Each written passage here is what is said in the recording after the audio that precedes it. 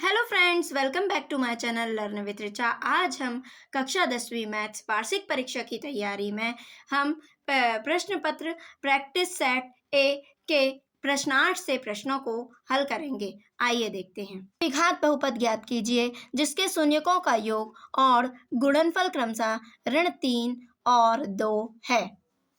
प्रश्न है, एक द्विघात बहुपद ज्ञात कीजिए जिसके शून्यकों का योग और गुणनफल।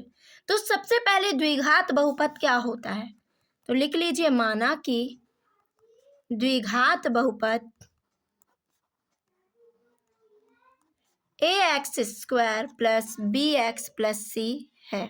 ठीक, अब क्या दिया है, शून्यकों का योगफल।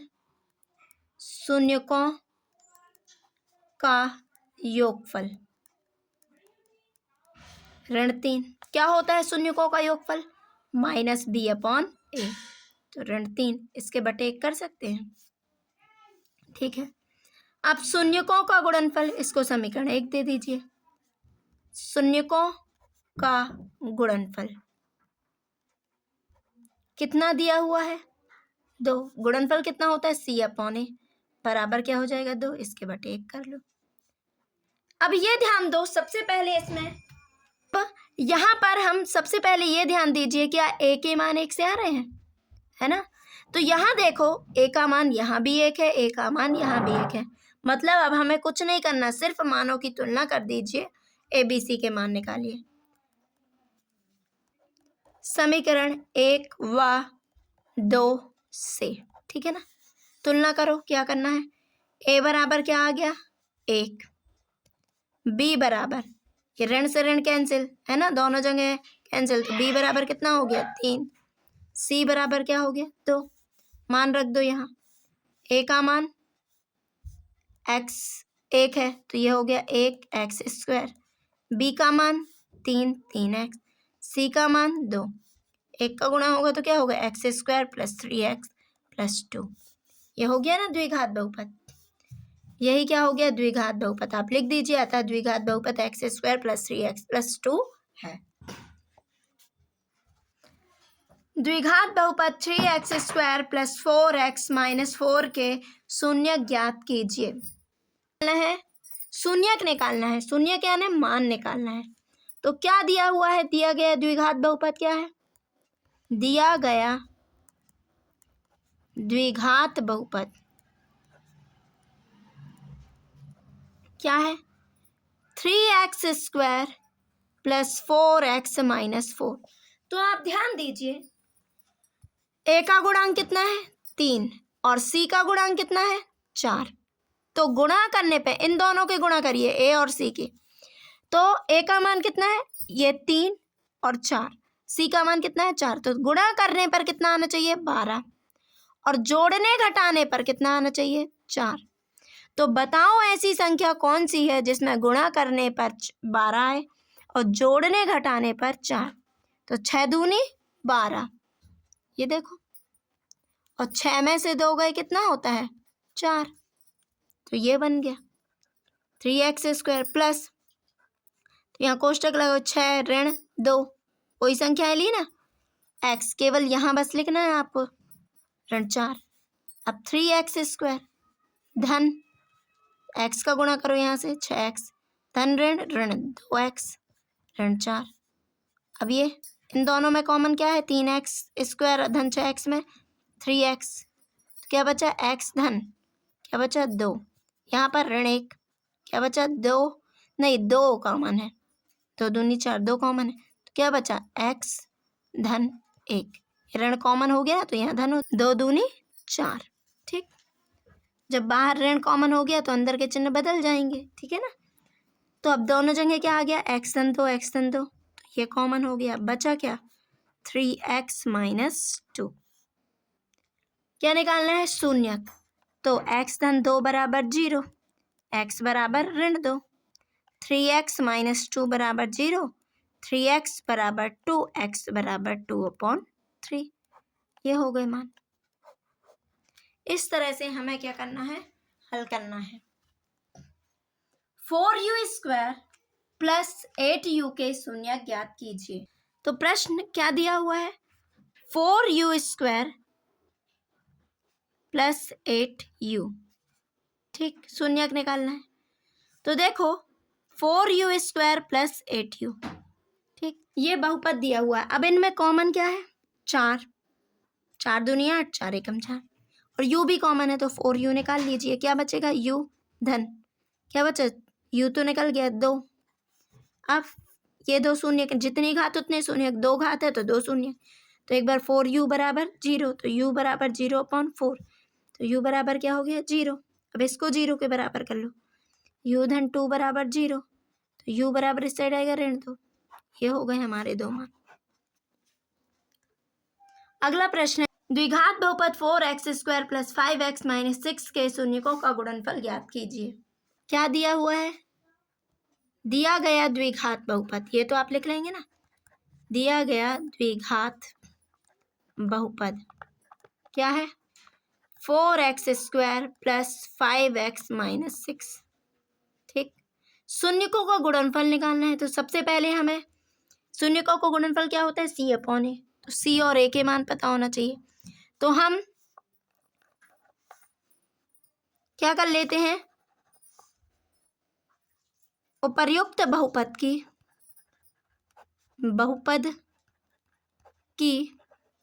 ax² plus bx plus c से तुलना करने पर, क्या करते हैं, तुलना।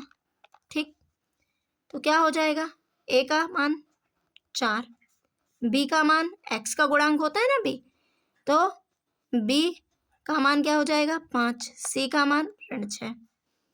तो शून्यकों का गुणनफल क्या होगा, c/a।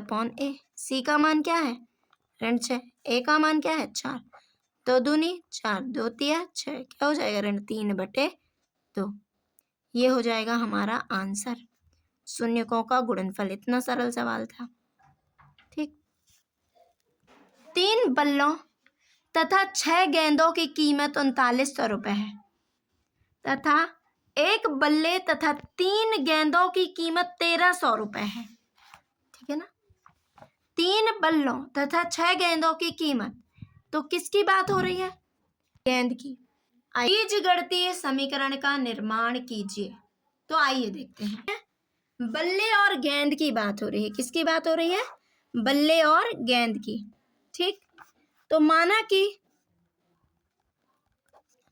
कि एक बल्ले की कीमत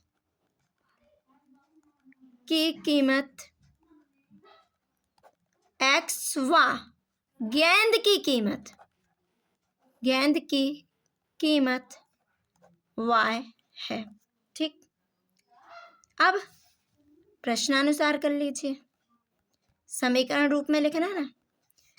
3 बल्ले तो क्या हो जाएगा 3x, एक है बल्ले की x तो 3 बल्ले की 3x, और 6 गेंद तो क्या हो जाएगा 6, एक गेंद की y तो 6 गेंद की 6y की कीमत, तो कुल कीमत कितनी है, जोड़ दो 3900।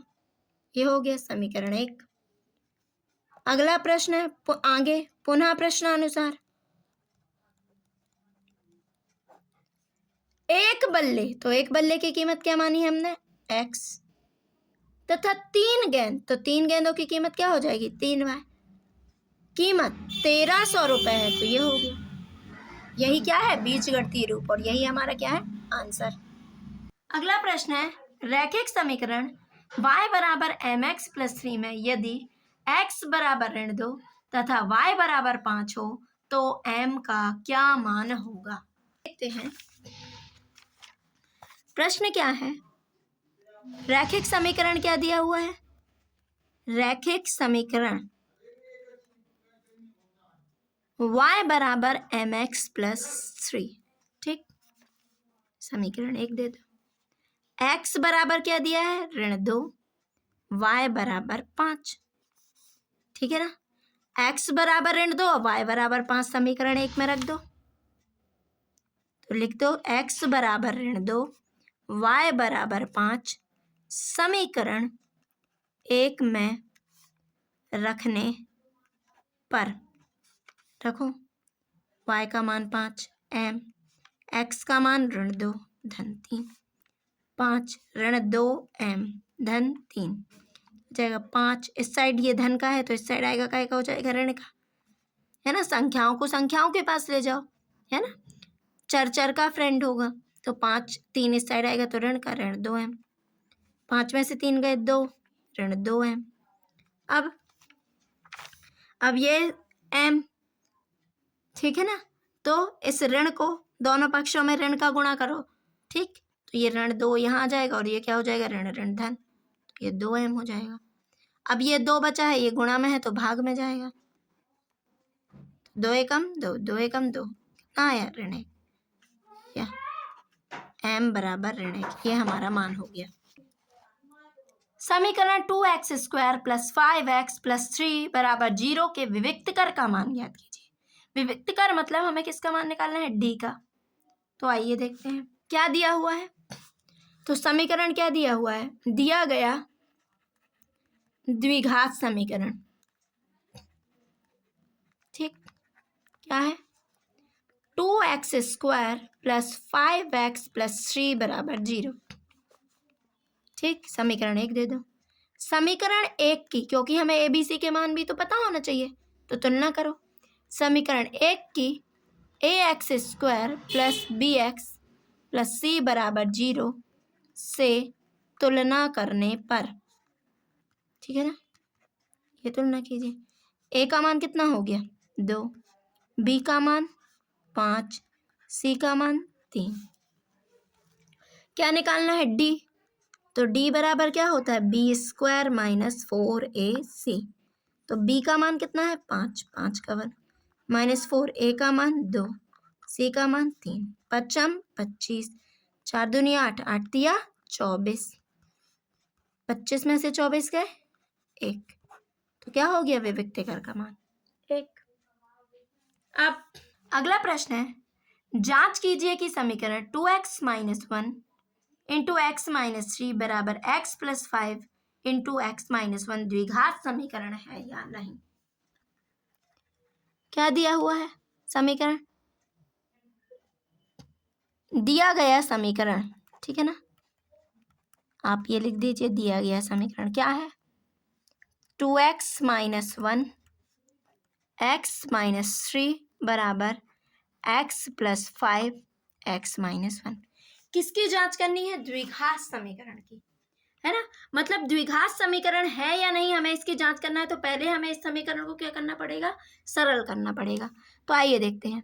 तो 2x - 1 का हम 2x का किस में गुणा कर दें, x - 3 में, फिर -1 का x - 3 में। आइए देखते हैं, 2x का गुणा कहाँ कर दें, इस x - 3 में। अब -1 का गुणा कहाँ कर दें, x - 3 में, बराबर। अब यहाँ पर भी करो इसको, x का गुणा x - 1 में और +3 लगा लो x - 1 में कर दो, ठीक।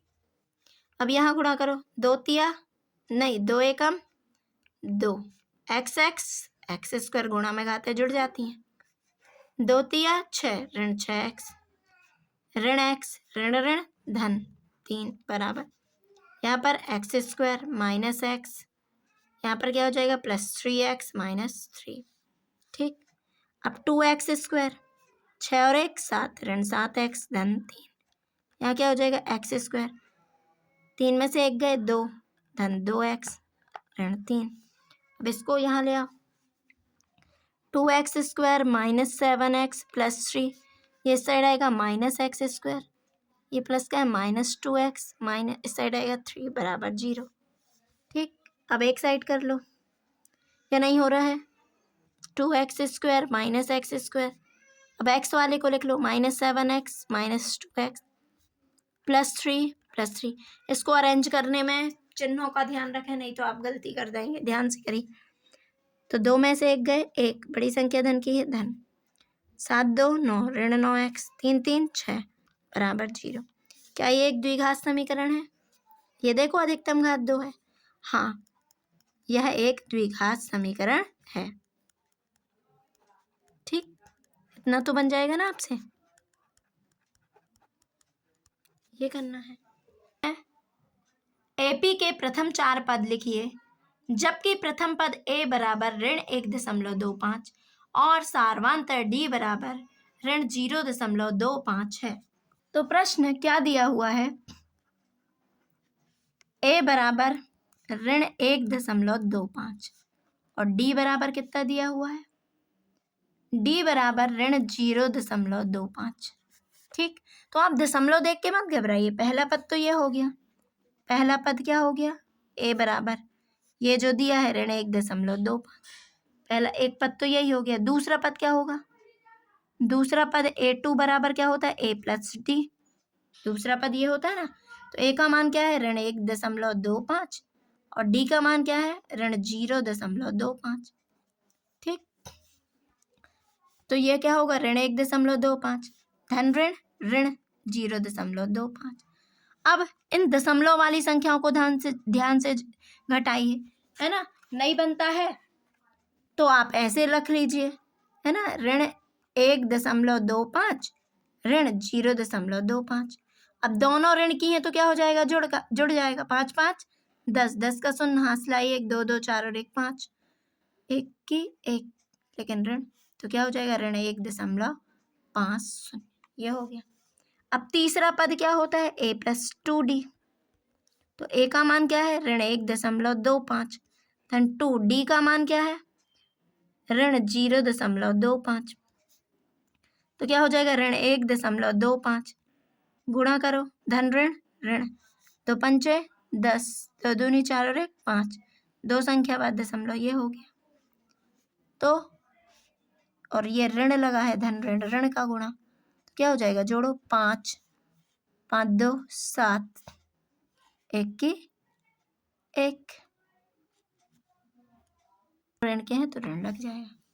अब चौथा पद निकालते हैं। चौथा पद क्या होता है? A plus 3D। तो A का मान ऋण 1.25 धन 3, D का मान ऋण 0.25। तो क्या हो जाएगा? ऋण 1.25 धन ऋण ऋण, 3 5 15, 1 बचा, 3 दूनी 6 और 1 7, 2 संख्या बाद दशमलव, ये हो गया। जोड़ना है तो 5 5 10 का शून्य हासिल, 1 7 2 9 और 1 10 का शून्य हासिल, 1 और 1 तो ये हो गया दोनों ऋण के। ये निकल आए हैं अपने 4 पद। ठीक, और यही क्या हो जाएगा? आंसर। तो एपी क्या बनेगी? ऋण 1.25 ऋण 1.50 ऋण 1.75 और ऋण 2.0। ये बन गए। 4 पद निकालने थे तो ये हो गए हैं। ठीक, इस तरह से। अब अगला प्रश्न है 2 ऋण 2 ऋण 6 ऋण 10 के अगले 4 पद लिखिए। तो श्रेणी क्या दी हुई है? एपी 2 ऋण 2 ऋण 6 ऋण 10। ठीक, तो ए बराबर क्या हो जाएगा? पहला पद आने ए, तो 2। डी क्या हो जाएगा? किन्हीं 2 पदों में, 2 लगातार पद में बाद वाले पद को ठीक पहले वाले पद से घटा दीजिए। जैसे ये बाद वाला पद है, ठीक पहले वाला पद ये कहलाएगा। तो ऋण 2 ऋण और ये 2, तो 2 2 4, ऋण के 4। अब देखो, हमें अगले 4 पद निकालने हैं। तो ये कौन सा पद है? 1 2 3 4। ठीक, 5वां पद निकालना है ना। 4 पद तो दिए हुए हैं, 5वां पद। तो 5वां पद क्या होगा? 5वां पद क्या होगा, है ना। तो 5वां पद क्या हो जाएगा? A plus 4D। ए का मान क्या होगा? 2 धन 4, डी का मान ऋण 4। तो 2 दून 2, 4 चौके 16, ऋण 16, 16 में से 2 गए, ऋण 14। ये हो गया। 6वां पद A प्लस 5D, 2 धन 5, डी का मान क्या है? ऋण 4, 2 5 चौके 20, 20 में से 2 गए, ऋण 18। 7वां पद A प्लस 60, ए का मान 2 6, डी का मान ऋण 4, तो 2 6 चौके 24, कितना हो जाएगा? ऋण 22। अब 8वां पद A प्लस 7D, ए का मान 2 7, डी का मान ऋण 4, 2 7 चौके 28, 28 में से 2 गए, 26, बड़ी संख्या ऋण की ऋण। ये हो गए अगले 4 पद, है ना। तो लिख दीजिए, आता है एपी के अगले 4 पद क्रमशः ऋण 14, ऋण 18, ऋण 22, ऋण 26 है। ये हो गया। आप इन प्रश्नों का ज़्यादा से ज़्यादा अभ्यास कीजिए। Thank you for watching.